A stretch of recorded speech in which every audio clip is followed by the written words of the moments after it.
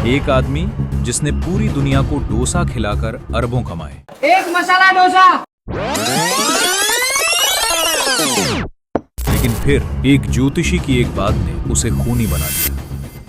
ये कहानी है भारत के एक ऐसे डोसा किंग की जिसने अंधविश्वास में आकर अपनी ही दुनिया बर्बाद कर दी। रात के 2 बज रहे थे। चेन्नई की सड़कें बारिश से भीगी हुई थीं।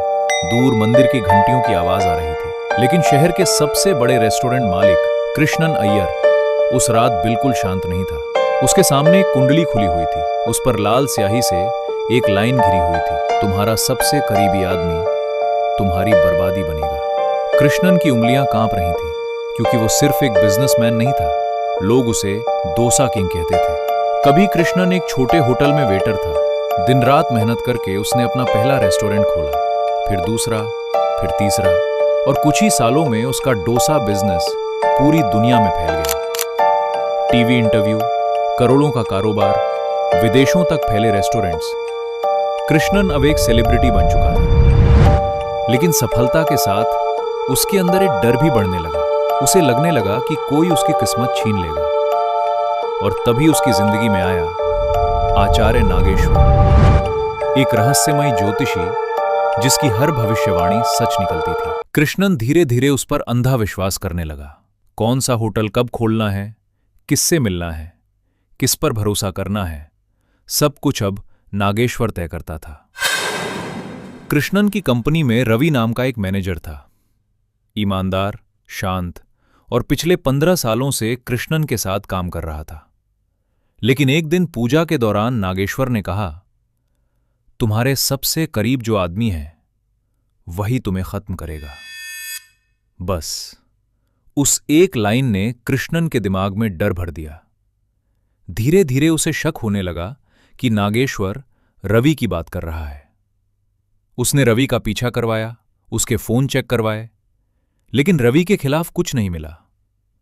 फिर भी कृष्णन का डर खत्म नहीं हुआ, क्योंकि अंधविश्वास सबूत नहीं देखता, सिर्फ डर पैदा करता है। एक रात तेज बारिश हो रही थी। नागेश्वर ने कृष्णन से कहा, अगर वो आदमी जिंदा रहा तो तुम्हारा साम्राज्य खत्म हो जाएगा। कृष्णन ने धीमी आवाज में पूछा, तो मैं क्या करूं? नागेश्वर बोला, कुछ किस्मतें बलि मांगती हैं। कमरे में सन्नाटा छा गया और शायद उसी रात एक मर्डर तय हो चुका था। 2 दिन बाद रवि अचानक गायब हो गया।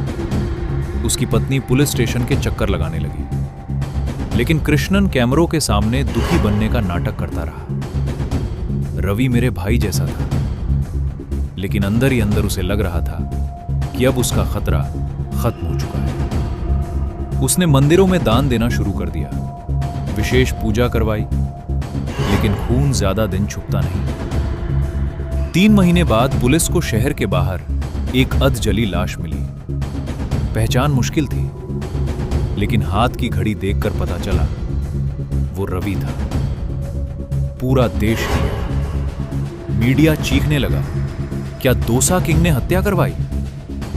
पुलिस जांच में धीरे धीरे सारे सबूत कृष्णन की तरफ जाने लगे। Call record, bodyguards, CCTV footage, सब कुछ। लेकिन सबसे बड़ा झटका तब लगा जब पुलिस ने नागेश्वर को पकड़ा।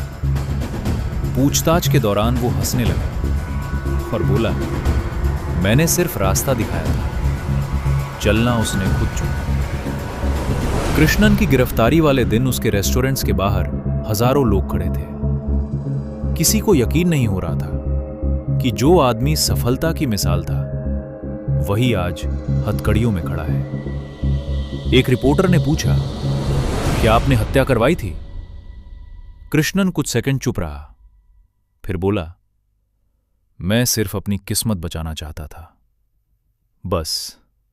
इतना सुनते ही पूरा देश सन्न रह गया। जेल में कृष्णन का साम्राज्य धीरे धीरे खत्म हो गया। लेकिन सबसे डरावनी बात यह थी कि वो आज भी ज्योतिष और भविष्यवाणियों पर विश्वास करता था। कई साल बाद एक पत्रकार ने उससे पूछा, अगर आप उस ज्योतिषी से नहीं मिले होते तो क्या यह सब होता? कृष्णन कुछ देर चुप रहा, फिर मुस्कुराया। इंसान अपनी बर्बादी खुद चुनता है, लेकिन उसे लगता है कि ये किस्मत थी। उसके बाद वो अंधेरे में धीरे धीरे चलता हुआ गायब हो गया और पीछे बस एक सवाल छोड़ गया। क्या इंसान को बर्बाद करने के लिए सच में दुश्मन चाहिए होता है, या सिर्फ डर ही काफी है?